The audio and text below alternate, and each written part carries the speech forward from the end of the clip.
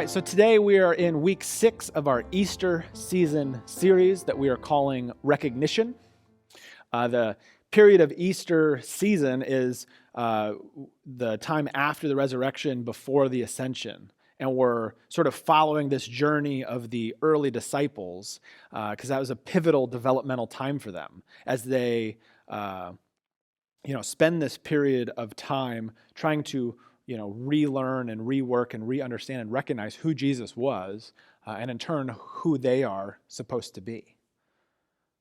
So last week, Mike told a story or used one of Jesus' story from John chapter 15, the vine and the branches.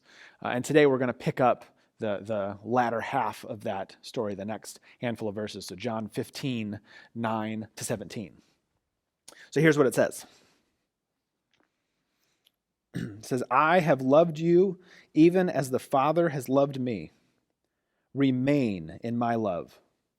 When you obey my commandments, you remain in my love, just as I obey my Father's commandments and remain in his love.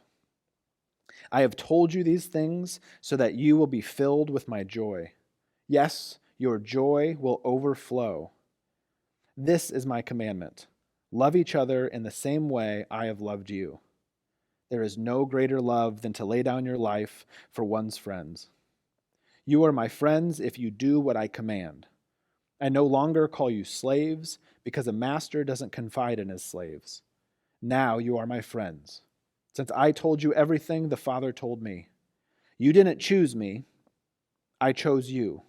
I appointed you to go and produce lasting fruit, so that the Father will give you whatever you ask for, using my name. This is my command. Love each other. So I want to start with the sort of anchor verse of that section, kind of anchor 2 points. One is Jesus says there's no greater love than to lay down one's life for one's friends. And also he says the command to love one another as I have loved you. I want to start here because when I say that, when we read those words, we are already reading it through a particular interpretation, where we are already making the connection that Jesus laid down his life out of love. And so to love as Jesus loved is to do the same in our life. But the early disciples, I don't know if they saw it that way or would have quite understood it that way yet. Right? Because in order for somebody's death to have a significance or meaning to it, there has to be a reason for it. It has to accomplish something. Right? Think about if you had a friend that jumped into the water to save somebody, and they saved that person, but they ended up dying. Right? You would call that death heroic. Right? You would say that was an act of love. But if the same thing happened, a friend jumped in the water and died, but it wasn't to save somebody, it just happened, we wouldn't call that loving or heroic, right? We would say that was senseless, right? We would be baffled by that. In the same way, I think the disciples, when the crucifixion happened, when Jesus was crucified, they didn't assign immediately that it was a loving act or any deeper meaning to it, right? They would have seen it as senseless and baffling. And not only that, they would have seen it as the failure, the end of the mission, right, that they were there to accomplish. They were following Jesus as a Messiah. They believed he was going to restore Israel's fortunes, that he was going to bring about some lasting change in the world, and now all of a sudden it came to a halt. It came to an end with nothing to show for it. So prior to the resurrection, right, they don't make the connection that Jesus' death was an act of love. And in this period of time post-resurrection, that's one of the things that they're coming to recognize, that they're coming to actually work out and be able to make that connection. All right, another reason I wanted to start with that passage is that, not only do we read it and we ascribe meaning to Jesus' death, but we see the point of that passage as our willingness to give up our lives. Right, that what Jesus was saying, there's no greater love than to lay down your life for one's friend, that what he's challenging his disciples with is their faithfulness, their willingness to give up their lives. But again, we are reading that in a very post-Easter interpretive lens. At the time when Jesus was telling this story to them, the disciples were already ready to give up their lives. They were already willing to lay them down. They laid down their livelihoods to follow Jesus. I mean, at one point, Jesus, offends a crowd that starts leaving him, and he turns to his disciples and says, "Are you going to leave me too?" And they say, "Master, where would we go?" Right? They're already willing to give up their livelihood to follow Jesus. And it's not a far stretch to assume that they're willing to give up their lives. Right? In John 18, when Jesus is arrested, which leads to the trial and the crucifixion, and in John 18, in that moment, it says Peter grabs a sword and slashes at one of the guards. Right? He instinctually responds with violence to protect Jesus. Right? You have to think at some point that could easily lead to his death, that he was willing to fight and die for Jesus in that moment. Similarly, Jesus had other members of his disciples who were zealots, who believed in a military overthrow of Rome, Judas being one of them. And so there's some biblical scholars that'll say, when Judas betrayed Jesus, it wasn't necessarily to betray Jesus. It was to force his hand. It was to try to force Jesus into the violent revolution that they were expecting, which again implies that they were ready to fight and they were willing to die. So we come back to this passage of to lay down one's life for one's friends. I don't think Jesus is challenging their willingness because they were already willing. What Jesus is doing is he's challenging what they were willing to die for. They're willing to die for a violent revolution. Are they willing to die for a loving one? It makes sense because, they were probably, they were the recipients of violent revolutions before them. I mean, the Hebrew scriptures tell the story of, countless military superpowers, coming in and taking over and making change. I mean, they were the recipients of that time and time again. They saw the way that violence works and power works in that way. So they had enough faith. They believed in that to bring about change in the world. But they didn't have the examples. They didn't have something to look at as an alternative to that, which is what I think Jesus was doing. That brings me back to the significance of Jesus' death. What was the reason for it? What did it achieve? And I don't want to get into atonement theories right now. We've talked about the significance of Jesus' death in different ways plenty of times before. I want to look at it from the gospel writer John's perspective, from the way that John actually writes the gospel, the significance and the meaning that John ascribes to it. And to do that, you look at the very beginning. The Gospel of John is a bit different than the other three, Matthew, Mark, and Luke. I had a college professor that said, the synoptic Gospels, Matthew, Mark, and Luke, are written from the ground up, and John's is written from heaven down. Meaning, Matthew starts with a genealogy, and Mark starts with John the Baptist, and Luke starts with Jesus' parents. And all three of those books tell the story of Jesus and leave it up to you as the reader to come to the conclusion of who Jesus is. John starts out with who Jesus is from his very prologue, and then he sets out to show what Jesus was coming to do.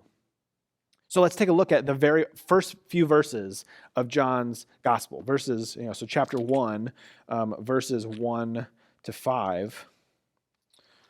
Because again, John starts with his Christology, who Jesus is, and starts to develop the theme of what Jesus was coming to do. So verses 1 through 5, here's what it says. In the beginning, the Word already existed. The Word was with God, and the Word was God. He existed in the very beginning with God.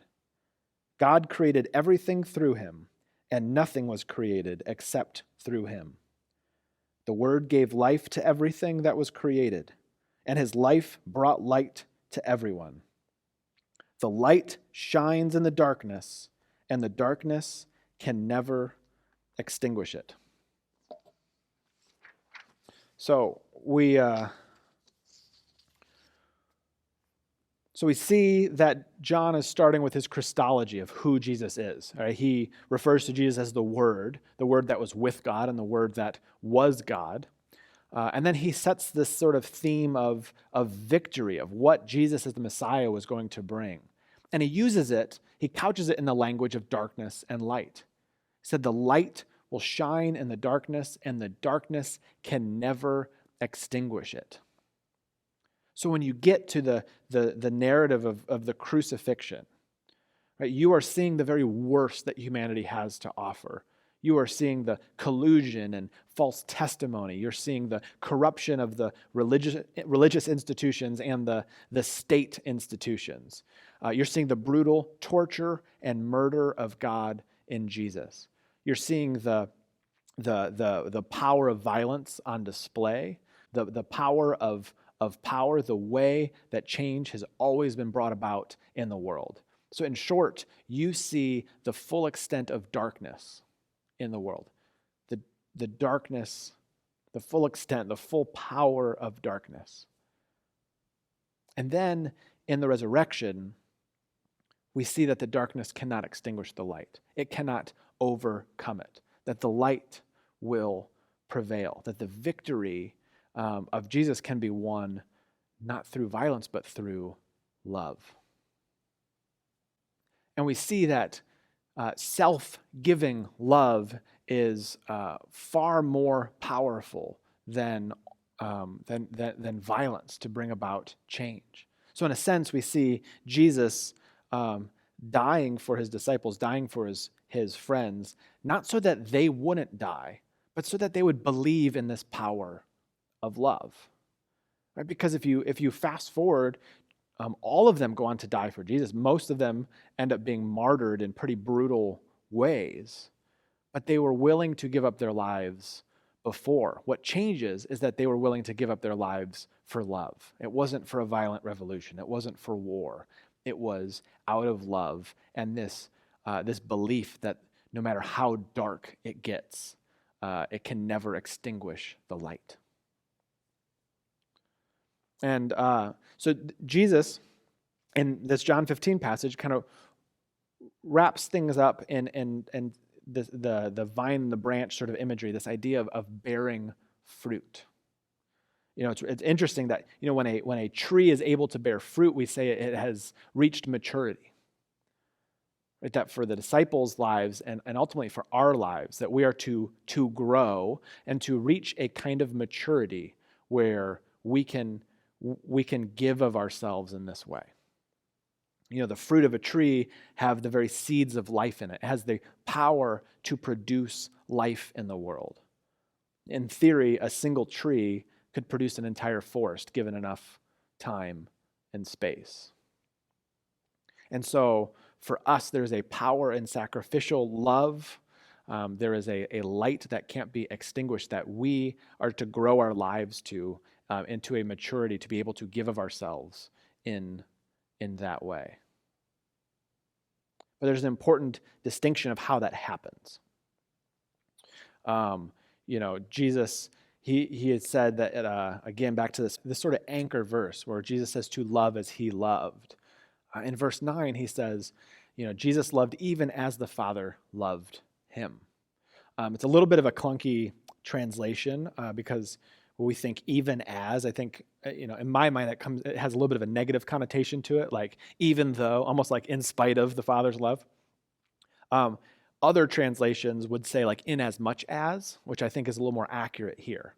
So Jesus loved as much as Jesus was loved by the Father. So while self-giving love is sort of the fruit of our lives, that's where we're supposed to reach from maturity. It's a fruit that ultimately comes from God, right? Jesus's love of others came from love of God, and that's probably a bit of a traffic flow, you know, reversal for us. You know, when he says, "If you love me, you keep my commandments." You know, we often think about that the opposite way around. Either I keep the commandments so that I will be loved, or I keep the commandments to show God that I love God. when I think what Jesus is saying is that if you love God, that's what's going to happen. You will keep the commandments, right? At some point he says everything can be summed up in love the Lord your God with all your heart and love your neighbor as yourself.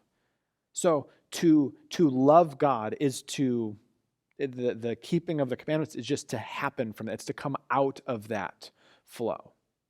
Right? In this way, Jesus is sort of asking, he's inviting us into the very nature of God's self, this nature of mutually self-giving love. Christians, for thousands of years now, have professed God as a trinity of persons, and that the Father fully gives to the Son, and the Son fully gives to the Spirit, and the Spirit fully gives to the Father, and so on and so forth, and all combinations of it. So that each member, each person of the Trinity is both fully giving and fully receiving. And so for our lives to reach this sort of maturity of sacrificial love, when we are at the place to fully give of our livelihood in our lives, it is also the place that we are fully loved. We are fully receiving. That's the divine dance. That's the invitation to all of us. And so if I look at my life and it doesn't look, I'm not characterized by that kind of love, it's not because I need to try harder in that arena. It's because I'm not being loved. Or more accurately, I'm not recognizing that I'm being loved. If we are to love as Jesus loved, then we are to be loved as Jesus was loved. That's where this all comes back to and what it's rooted in. Now, I say that, but there's a bit of a dark side that can come out of this. Right? There's kind of a dark underbelly of this ideal. Right? When a subculture lifts up the ideal of service and sacrifice, it's very easy for that message to be distorted, to be misused, and to be abused. Right? Some of this language was used to justify slavery at some point. A lot of this, like some theologians talk about how problematic this language is, specifically in regards to women within Christianity who have been, told to be submissive no matter what, almost to suppress their own, thoughts or feelings and an inability to be able to speak up for oneself. That in a kind of masculine and patriarchal society, this type of language has been weaponized in that way. And you can probably think of countless other examples of ways that this has been problematic over the years, which is why it's so crucial to get the traffic flow right. There is no way to live up to an ideal of sacrificial, of self-giving love in a way that actually brings life unless it's coming from God. Which is why I think Jesus' main call to action from last week and this week was to remain. In those 17 verses, he says to remain 10 times. That is the work that we are to do if we are to bear this kind of fruit in our lives. It is to remain. Think about that word for a second. Or you can split it up into two parts. The prefix re and the root word main. So the prefix re typically means again, right? To return is to turn again. To rewrite is to write again. And the word main often means the central or the most important, right? If I'm getting to my main point, I'm getting to my most important point. So to remain is to make central what is supposed to be central. Again, it's to make the main thing again. It's to main again. So if the trajectory is we ought to be, as people following Jesus, we ought to be the kinds of people who are giving of our lives and our livelihoods for others. And when that doesn't happen, or when we're not there yet, and we have all this room to grow, the activity to engage in is to remain, to come back to make the main thing again and again and again. If we are to love as Jesus loved, we have to be loved as Jesus was loved.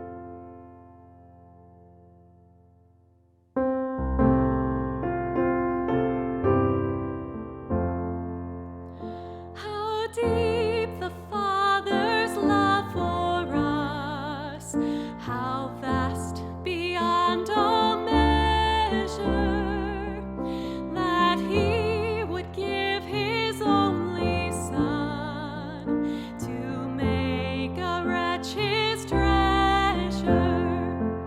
How great the pain of searing loss, the Father turns His face away, as wounds which mar the chosen one bring many sons to glory.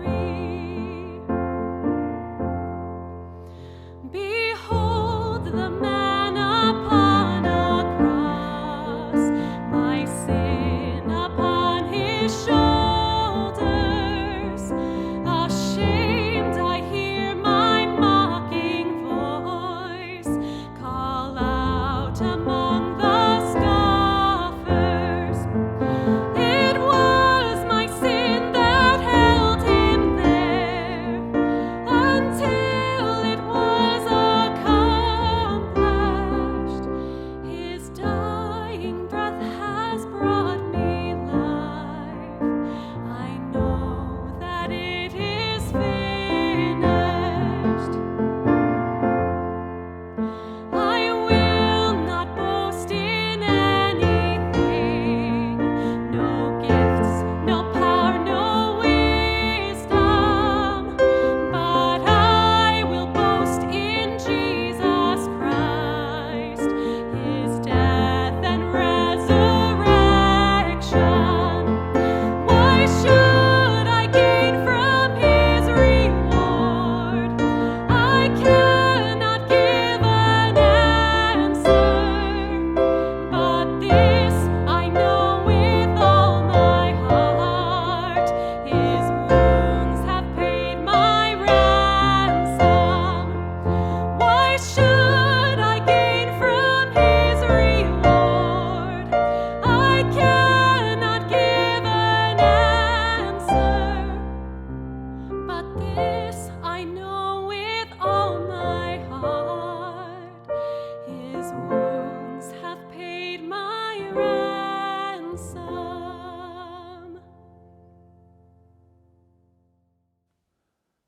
So it's time again to leave the church and to go out into the world, to be the kinds of people who bear fruit that lasts, to bring light to the darkness, to give of our lives and our livelihoods for others. But more importantly, that we're people that do that because of the abundance that we've been given in Christ.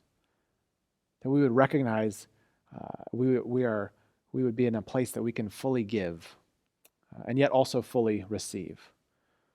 And so my prayer for you, for us this week, is the same prayer as the Apostle Paul to the Ephesians.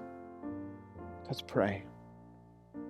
And may you have the power to understand, as all God's people should, how wide, how long, how high, and how deep His love is. May you experience the love of Christ, though it is too great to understand fully.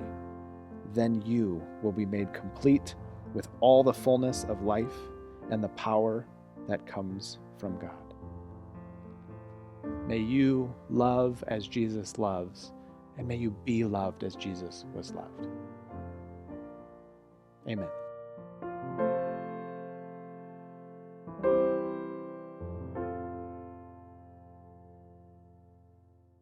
Hey everyone, thanks again for joining us today. I hope the service was a blessing to you. Do me a favor before you log off your computer or turn off that TV. Let me just remind you of a couple of things. The first is that we have resumed holding an in-person service Sunday mornings at 10 a.m. here at our Dutch Road building. If you've never been with us in person, or if you haven't been with us in person in a while, I want to encourage you to take that step. I mean, I hope our digital services are a blessing every week. We're going to continue to produce those and engage in digital space. But it is our hope that everyone at some point would find themselves a part of an embodied community where they're meeting and being with people face to face. And just to kind of add to the pitch here, I've been at this church for almost 10 years, and we've made a couple of changes to our in-person worship service, and I have never looked more forward to coming to church on Sunday, and I've never had more fun being part of our worship service. The changes that we've made have created a bit of a dynamic where none of us is entirely sure what's going to happen every week when we get together, and it has been truly special. I mean, we have created had some kind of profound moments together in just the few weeks that we've been doing this. And because we're not recording it, we're not live streaming it, it's one of those, like, if you weren't here, you just missed it. And I just wish everybody had been here the last 3 weeks to experience what some of us have experienced. So if you have not taken that step yet, come join us in person, 10 a.m. on Sunday mornings. That's announcement one, or reminder one. The second, if you haven't heard about this yet, we're launching something new that we're calling Communion Sundays. So on the fourth Sunday of every month, starting on Sunday, May 23rd, instead of hanging out with each other after worship, we're going to hang out with each other as worship. So there won't be a digital church service for you to watch that weekend if you're at home. If you come here in person, there's not going to be a conventional church service for you to participate in. What there is going to be is a parking lot party.